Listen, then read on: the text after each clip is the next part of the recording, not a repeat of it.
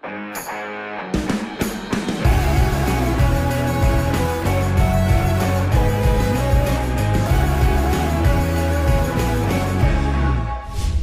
2 weeks ago, our team here at the Epoch Times flew down to Panama in order to cover what's happening over at the Darien Gap and to expose the UN's involvement in the ongoing migrant crisis. How the UN is quite literally bankrolling migrants to make their way up through Central and South America and ultimately enter the US.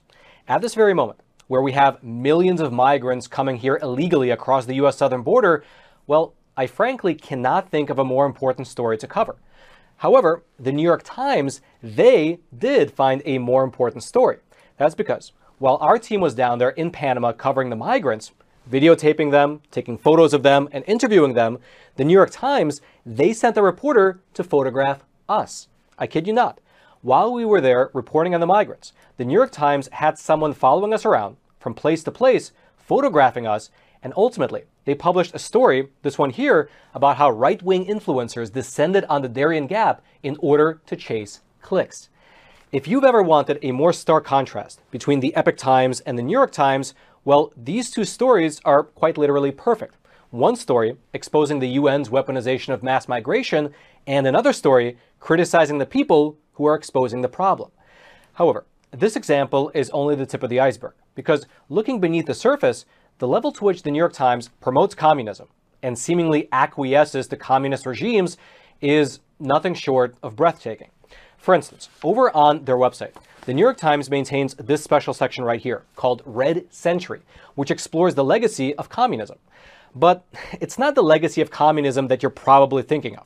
It's not the mass murder, death camps, brainwashing, forced sterilization, and things like that. It's not that. Instead, the New York Times has filled this special section with articles like these. How to Parent Like a Bolshevik. How Mao molded communism to create a new China. Why women had better sex under socialism. The love lives of Bolsheviks, as well as the Little Red Book for Children, trying to imagine a future without the horrors of the past. There are more than 36 articles like these in that special section. If you'd like to go through them for some reason, I'll throw a link down into the description box below. Furthermore, the New York Times' ideation of communism is not limited to that one little subsection on their website. Instead, it appears that this pro-communist ideology just generally permeates the entirety of the newspaper. For instance, here's a recent New York Times article published out of Africa. And in it, they positively profile communist agitators, and I mean real members of the Communist Party of Swaziland who are trying to overthrow the king and the government of Eswatini. The framing of that article, as well as the beautiful photographs that they use, well, they really leave an impression on the reader that these actual communists are a good alternative for the nation. And by the way, this is not a new phenomenon at the New York Times. Back when the USSR was still being ruled by Joseph Stalin, the New York Times literally won a Pulitzer Prize for their articles debunking the idea that Ukrainians were quite literally being starved to death. Quote, "The New York Times has a sordid history of amplifying communist propaganda. In the 1930s, its Star Russia reporter, Walter Duranty, infamously covered up the Soviet-induced famine in Ukraine and even collected a Pulitzer Prize for it. In private conversations, Duranty affirmed he was aware of the famine. For instance, Duranty told a U.S. State Department official in Berlin that in agreement with the New York Times and the Soviet authorities, his official dispatches always reflect the official opinion of the Soviet regime and not his own. Decades later, the paper commissioned a consultant to determine whether the Pulitzer should be returned.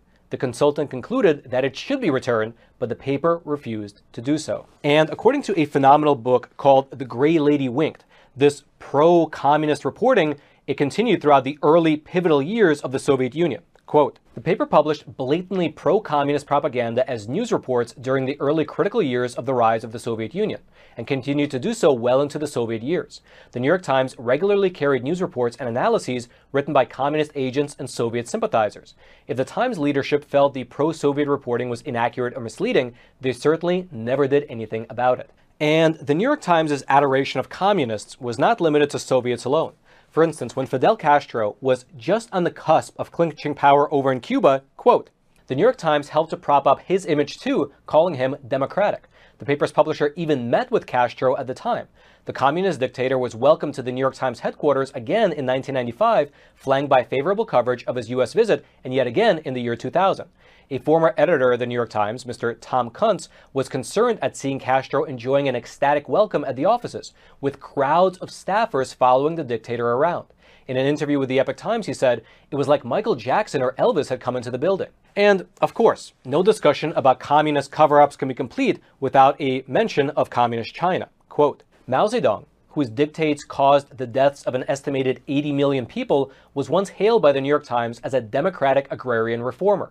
In 1973, the New York Times published an op-ed which read, "The social experiment in China, under Chairman Mao's leadership, is one of the most important and successful in human history." And just for your general reference, by the year 1973, when this op-ed was published, the Great Leap Forward had already killed something like 30 to 40 million people over in China. And yet Mao's experiments were framed as the most successful and important in human history.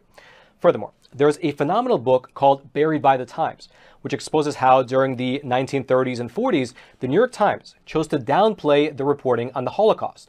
According to the research in that particular book, during all of World War II, the story of the Holocaust, which included a massive amount of first-hand information that was being made public, it made the front page only 26 times out of 24,000 front-page stories. And out of those 26 times, only 6 of them had Jews identified as the primary victims.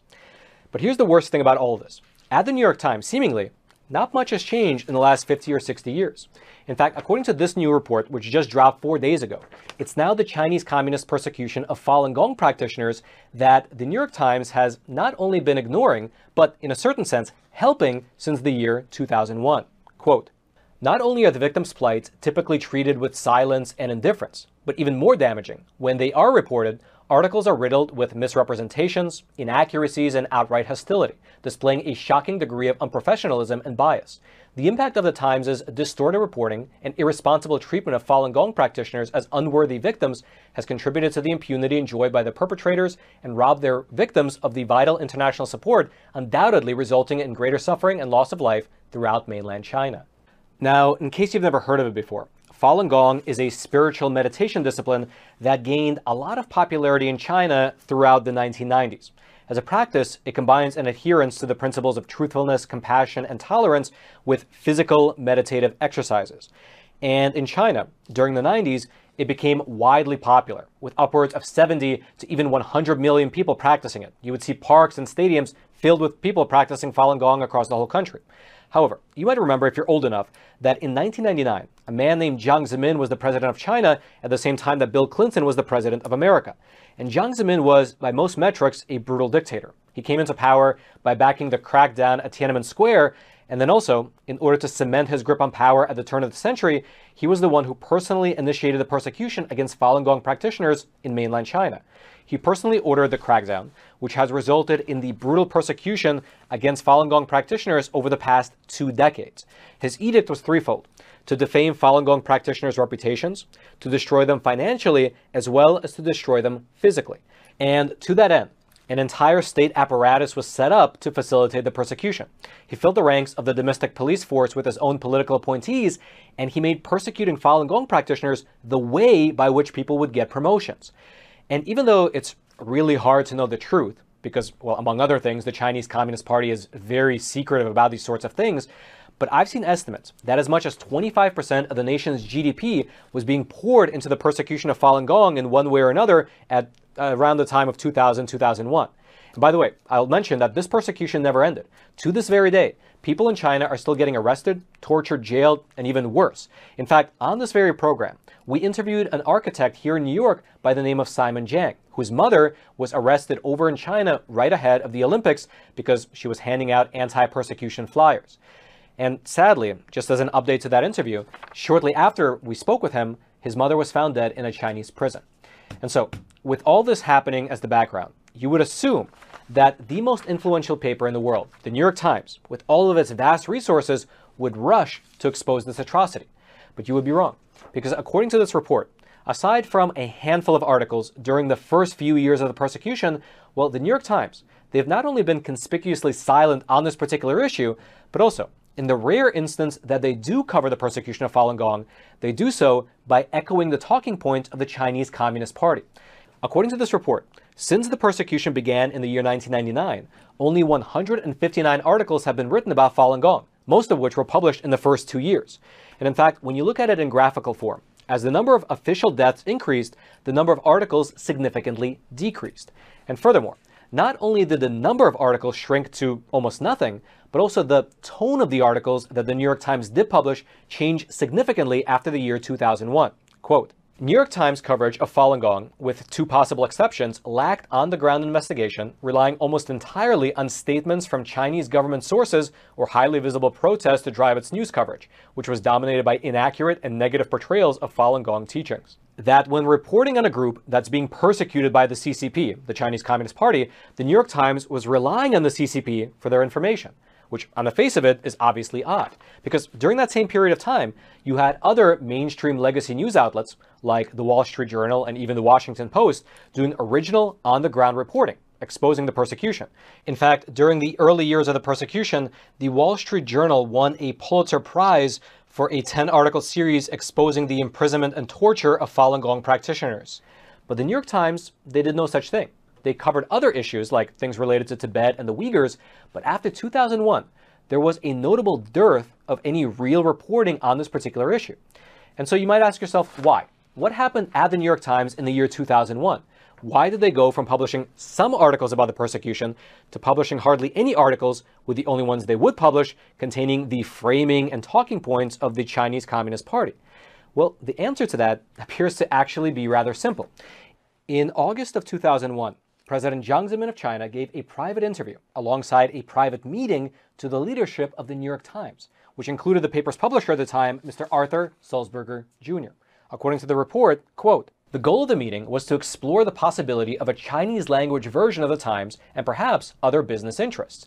The delegation also raised concerns about the New York Times' website being blocked in China. Days after the meeting, NewYorkTimes.com was unblocked and remained accessible to mainland readers for the next 10 years. Thus, as the Wall Street Journal and Washington Post were producing Pulitzer Prize-winning and groundbreaking journalism, the crowning achievement of the New York Times during that same time period was advancing the Times' business interests in China while offering reporting on Falun Gong riddled with inaccurate and negative characterizations. This ominous beginning set the stage for the next 20-plus years of problematic journalism, as the Times ventured further down the path of vilifying Falun Gong beliefs and teachings while ignoring gross and well-documented human rights abuses against adherents of the spiritual practice. And so, isn't that amazing? Shortly after this 2001 meeting with the president of China, the New York Times website magically becomes one of the only news websites to be unblocked in China. And by sheer coincidence, their coverage of the persecution evaporated. Before 2001, within the pages of the New York Times, Falun Gong was described as a peaceful spiritual practice with roots in traditional Chinese culture who were victims of a communist propaganda campaign. But after 2001, Falun Gong practitioners began to be described as a sect that Chinese communists may or may not be persecuting. Quote, most early New York Times coverage of the CCP's campaign against Falun Gong in China, as typified by a July 28, 1999 editorial, denounced the ban of the practice with words such as persecution, political campaign, crackdown, violent, harsh, and propaganda.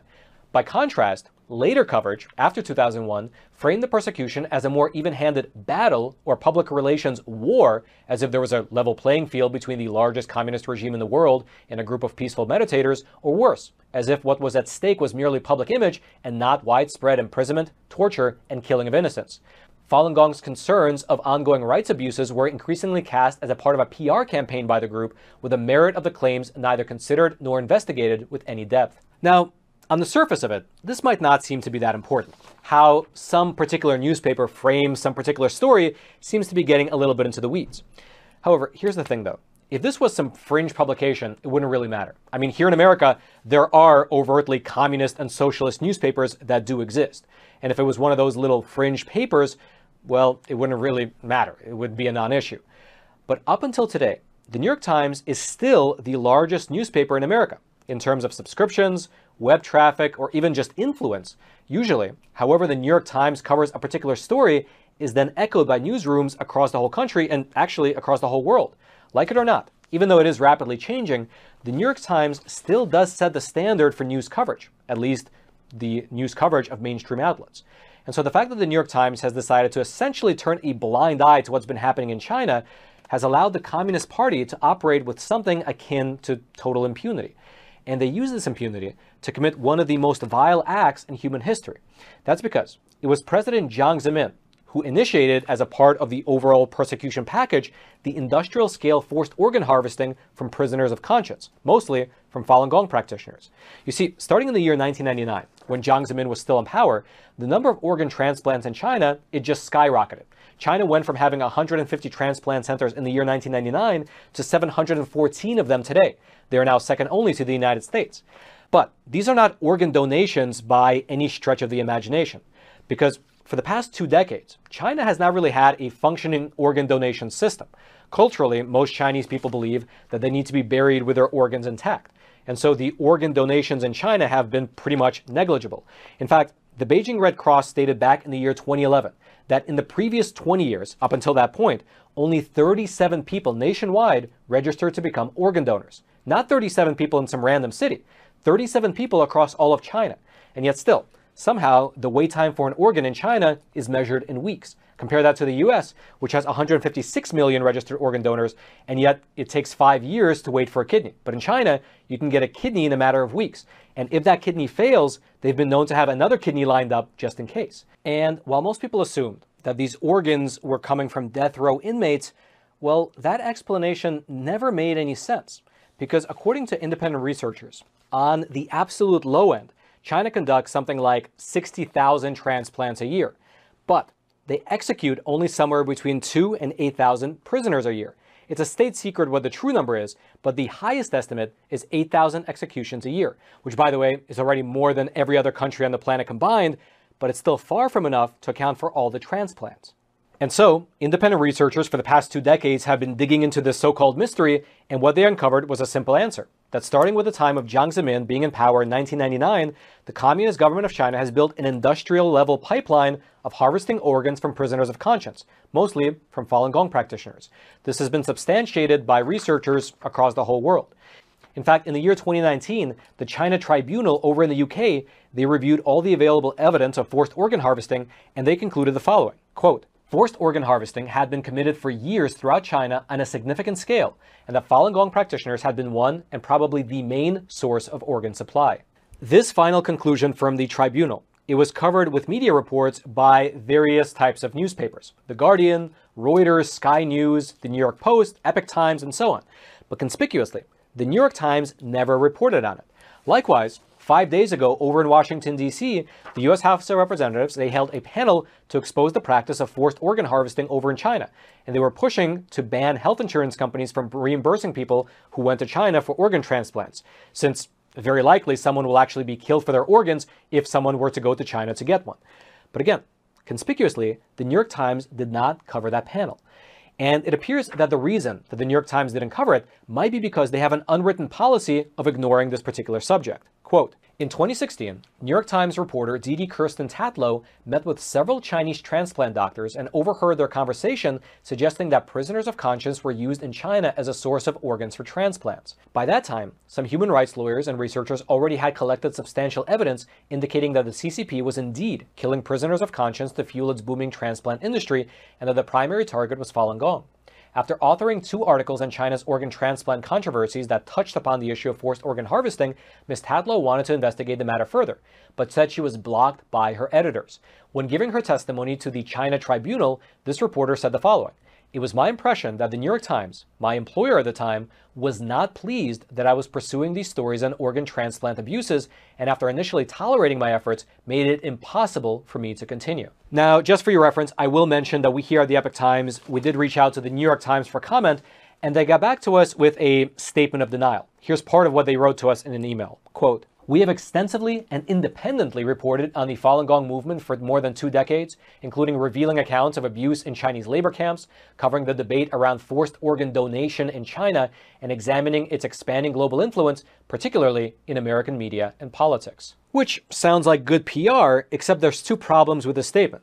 First of all, she wrote that the New York Times has covered the debate around forced organ donations in China. Now, forced organ donations is a real funny way to describe someone being jailed for their spiritual beliefs and then being killed by a state doctor who harvests your organs. Calling that process forced organ donation is like calling theft forced property appropriation.